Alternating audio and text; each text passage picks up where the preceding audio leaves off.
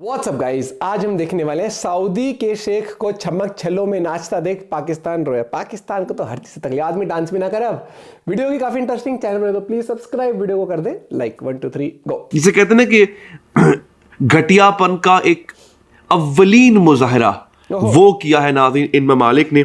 ये छमक छल्लो एक गाना है, उसके ऊपर ये देखें। अच्छा, ला हौला वला कुव्वता इल्ला बिल्लाह। मुझे असल में दुख होता है, क्यों? हम लोग का जो मेन इस्लामिक कंट्री हम लोग जिसको ज़्यादा करते हैं, हम इबादत करने जाते हैं। पाकिस्तान को ना बार बार पोक करने की कोशिश की जा रही है, जिसे कहते हैं ना कि उसको जगाने की कोशिश की जा रही है, उसको तंग करने की कोशिश की जा रही है ताकि पाकिस्तान रिएक्शन दे। हर पाकिस्तानी शहरी की जान अब खतरे में है। जो कश्मीर के लिए आवाज उठाएगा, जो इंडिया को एक्सपोज करेगा। इंडिया एक ऐसा कंट्री बन चुका है जो दुनिया के लिए एक मॉडल है। ये कहना है बिल गेट्स फाउंडेशन के सीईओ मार्क सुजमैन का।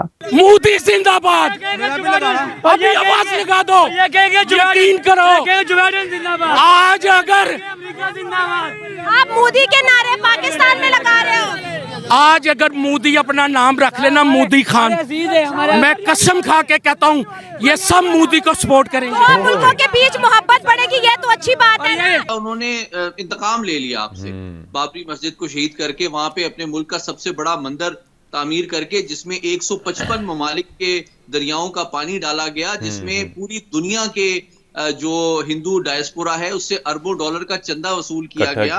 लम्हा फिक्रिया है इस पे कि हमारा इस्लाम जा किस साइड पर रहा है, और सऊदीया हम लोग जाते हैं अपने एक बेहतरीन काम को अंजाम देने के लिए, और वो लोग जो हैं वो किस तरह की छाप छोड़े हैं मुआशरे पे। इंडिया का वो स्टेटस बन चुका है, अब छोड़ दें। वो जहाँ पे निकल चुका है उसको नहीं पकड़ सकते। सीधी बात। वो जो उन्होंने अपने पैरामीटर्स तय किए, और जैसे कश्मीर तो गया, अब बलोचिस्तान भी इनके हाथ से जा रहे हैं। मैं आपको दिखाती हूँ कि छमक छल्लो एक गाना है, उसके ऊपर ये देखें। वो पूरा डांस ला हौला वला कुव्वता इल्ला बिल्लाह। मुझे मौज असल कर में दी। दुख होता है, हम लोग का जो मेन इस्लामिक कंट्री हम लोग जिसको ज़्यादा क्यों अपनी करते फिर हैं, हीरोइन भी मत बनने दो किसी जहाँ को पे फिर। इबादत करने के लिए जाते हैं वो सऊदी अरेबिया है।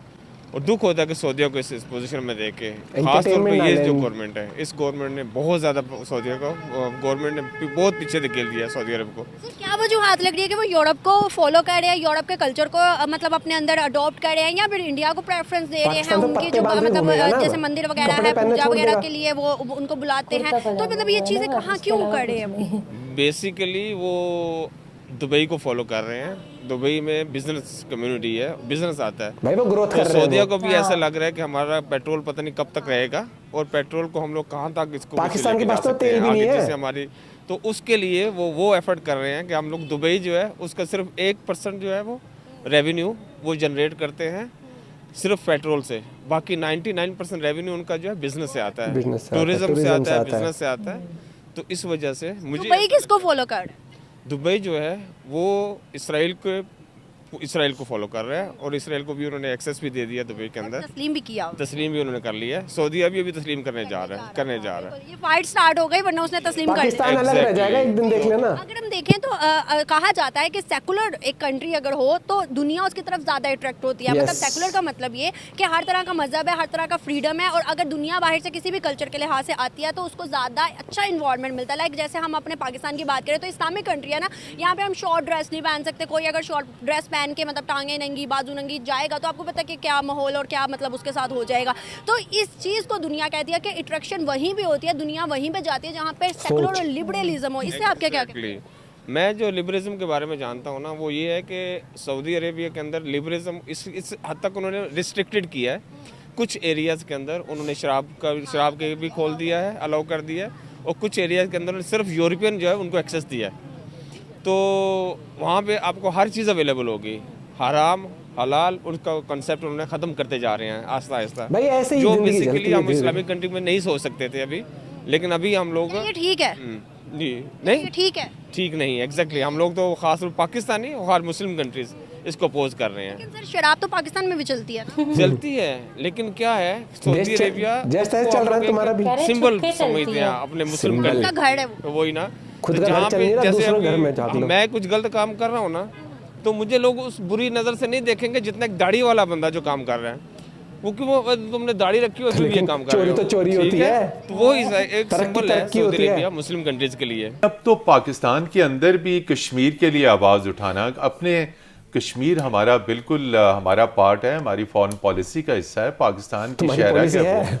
तो अब इंडियन नेटवर्क जो है वो पाकिस्तानी और कश्मीरियों के खिलाफ पाकिस्तानी सरजमीन के ऊपर एक्टिव है।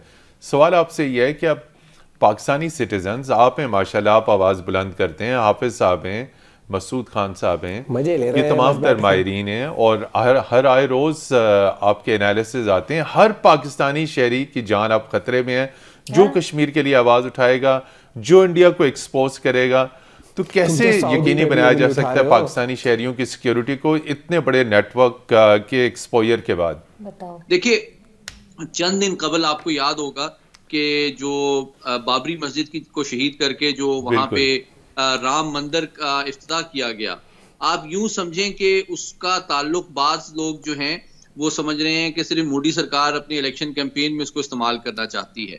हालांकि अगर जो लोग हिंदुओं के स्ट्रेटेजिक कल्चर और स्ट्रेटेजिक हिस्ट्री से वाकिफ हैं, वो समझते हैं कि दरअसल ये एक सिंबॉलिक तरीके से उन्होंने रिवेंज लिया है महमूद गजनवी के सोमनाथ पे हमले का 1000 साल के बाद। पहली तो आप अंदाजा करें कि वो तारीख के वो हवाले आज से तक उसे भुला नहीं सके। वो भुला नहीं सके, उसका उन्होंने इंतकाम ले लिया आपसे। बाबरी मस्जिद को शहीद करके वहां पे अपने मुल्क का सबसे बड़ा मंदिर तामीर करके, जिसमें 155 ममालिक के दरियाओं का पानी डाला गया, जिसमें पूरी दुनिया के जो हिंदू डायस्पोरा है उससे अरबों डॉलर का चंदा वसूल किया गया। और उसके नतीजे में $200 मिलियन से सच्चाई तो सबको पता है। लागत आई इस मंदिर की। और ये मंदिर अब इस बात का इजहार है अलामती तौर पे कि भारत जो है अब हिंदुस्तान बन चुका है और आलमी सतह पे वो एक हिंदू ताकत के तौर पे उभरेगा और उसकी सोच, उसका नजरिया, उसकी फॉरेन पॉलिसी, उसकी सिक्योरिटी पॉलिसी, उसकी डिफेंस पॉलिसी इस नजरिए की प्रमोशन और प्रोटेक्शन के लिए इस्तेमाल होगी। सिर्फ दो बातें मैं क्विकली इसमें ऐड करूं कि देखें, 2400 साल पहले एक टेक्सला यूनिवर्सिटी में एक फैकल्टी मेंबर थे जिनका नाम है कौटिल्या, जिनको चांकिया भी कहा जाता है। चांकिया एक बड़ी मार्कतुल आरा किताब है अर्थशास्त्रा, उसमें वो दो चीजें कहते हैं जो कि रॉ आज भी कर रही है। और वो कहते हैं कि जनाब आप अपने दुश्मन से जब वो ताकतवर हो तो मत लड़ें, उससे दोस्ती कर लें, और जब वो कमजोर हो तो उसको बिल्कुल माफ ना करें। लेकिन उस पर हमला आवर होने के लिए दो तरीके वो तजवीज देते हैं अर्थशास्त्र में, जो कि 2400 साल पुरानी किताब है। एक तो वो ये कहते हैं कि अपने मुखालिफिन की जो लीडरशिप है और जो बड़े लोग हैं जो कि इन्फ्लुएंशियल हैं, उनकी आप टारगेट किलिंग करें, रवायती जंग ना करें, टारगेट किलिंग करें। और दूसरी बात, झूठ का बहुत ज्यादा इस्तेमाल करें ताकि हकीकत को आप अवामी सतह पे छुपा सकें। ये कई बार तो ये ऑफ ट्रैक हो जाते हैं कि न्यूज़ मीडिया भी। देखो भैया, सच्चाई जो है राम मंदिर की सबको पता है, जो नहीं मानना चाहते उनके लिए हम कुछ नहीं कर सकते। और एक और चीज़, ये इंसान की ज़िंदगी जो भगवान ने दी है इसलिए दी है कि कमाओ खाओ, थोड़ा इंजॉय भी करो। ये पाकिस्तान के लोग सबसे बड़े दोगले इसलिए हैं, फॉलो करेंगे एक्ट्रेसेस को, ठीक है, लड़कियों की प्रोफाइल चेकआउट करेंगे, हर एक चीज करेंगे, और उसके बाद खुद इतने कितनी एक्ट्रेस है अपने वहां पर बंद कर दो ना फिर पहले तो। अगर वो है ना, तो इनके यहाँ तो जो एंटरटेनमेंट है, या जैसे कैमरा है उस पे डांस वांस गाने वाने हर चीज मना है। सबसे बड़े दोगले हैं ये। उस हिसाब से तो न्यूज चैनल भी नहीं होने चाहिए। नहीं, फिर उछल क्यों आते हैं? हमारी माहिरा खान इतनी पॉपुलर, आतिफ असलम, गाने सुनने बंद कर दो, पिक्चर देखना बंद कर दो, अपने वहां से फिल्म इंडस्ट्री हटा दो। वो तो सब दोगलापन है। माइक सामने आ जाता है तो ठेकेदार बनते हैं, और माइक हटा दो, कमरे बंद होंगे ना सबसे पहले। सबसे इनको अगर ये कह दो फ्री में इंटरनेट है, ओ भाई साहब सबसे आगे लाइन में लगेंगे। एक बात बता, ऐसे तो जो इनके वो हैं जितने भी बड़े बड़े जो भी इनके पीएम रहे हैं, प्रेसिडेंट रहे हैं, वो बाहर जाके क्या करते हैं? सूट बूट क्यों पहनते? तो पहली बात तो ये बता दो, जाके वो पार्टी करते हैं। ये दोगलापन है। ये इंसान ऐसी चीजें फॉलो करने के लिए इन्हें छोड़ा हुआ है। इंसान की जो जिंदगी दी है ना, धर्म सबसे पहले आपको ये सिखाता है अच्छे इंसान बनो, किसी गलत मत सोचो, ठीक है। उसके बाद आपको लाइफ मिली है, भगवान भी ये कहता है कर्म करोगे ना, काम करोगे तो फल मिलेगा। और वो कर्म का मतलब ये नहीं है कि सबकी भलाई करना। कर्म का मतलब है कि जो आप एक काम पकड़ो, चाहे आप फौज में भर्ती हो, चाहे आप अपना बिजनेस करते हो, चाहे आप एक रेडी लगाते हो, चाहे आप एक लेबर हो, कर्म वो है आपका। आप वो काम करोगे तो आपको मिलेगा रोजी रोटी। तो जो कहते हैं ना, आपको तनख्वाह मिलेगी तो तनख्वाह से आप रोटी दाल चावल ये सब करते हो। थोड़ी ज़्यादा तनख्वाह मिलती है बाइक भी ले सकते हो, थोड़ी ज़्यादा तनख्वाह मिलती है तो आप गाड़ी भी ले सकते हो, थोड़ी ज़्यादा तनख्वाह मिलती है आप दुनिया भी घूम सकते हो। तो वो फल मिलता है आपको, वो हराम नहीं है, वो गलत नहीं है। अगर वो गाने पे डांस कर रहे हैं, वो इंसान, भगवान ने इंसान को दिमाग दिया, भगवान ने इंसान को जो दिमाग दिया उसी से वो आविष्कार करता गया, उसी से उसने ये पहले तो पत्ते बांधते थे, पत्ते बांधने का फिर कपड़े बनाने भी इंसान ने सीखा, इंसान ने एंटरटेनमेंट भी। वो है कि आपके जो जितने भी मिनिस्टर हैं, ठीक है, पढ़े लिखे हैं, कैपेबल है, उसके बाद भी मांग के देश चला रहे हैं, बेवकूफ बना रहे थे तुम्हें। हाँ। इनका कुछ नहीं होता, ये दोगले हैं। इनके सामने अगर कैमरा ना हो ना, ये भाई साहब सबसे पहले मेरे मुंह से तो क्या ही बुलाओगे, इंटरनेट की तो इन्होंने भट्टा बिठा रखा है, जो इनकी मानसिकता है। और दूसरे सऊदी क्या कर रहा है, अरे तुम क्या कर रहे हो, तुमसे देश नहीं चल रहा, तुम सऊदी तरक्की करना चाहता है, सऊदी टूरिज्म करना चाहता है, सऊदी दुबई के रास्ते पे चल पड़ा है, दुबई तरक्की कर रहा है, उन लोगों को दिक्कत नहीं है, वहां के लोगों को दिक्कत नहीं। क्यों? वहां के लोग कमा खा रहे हैं, यहाँ के लोग खा रहे मुश्किल से, कमा पा नहीं रहे हैं, तो सोचते हैं माइक में कुछ बोल लेते हैं कोई तो सुने कि क्या पता पॉलिटिक्स में ही घुस जाए, फिर हम भी खाएंगे, हम भी लूटेंगे देश। मिलते हैं वीडियो के साथ। जय हिंद, जय भारत, बाय।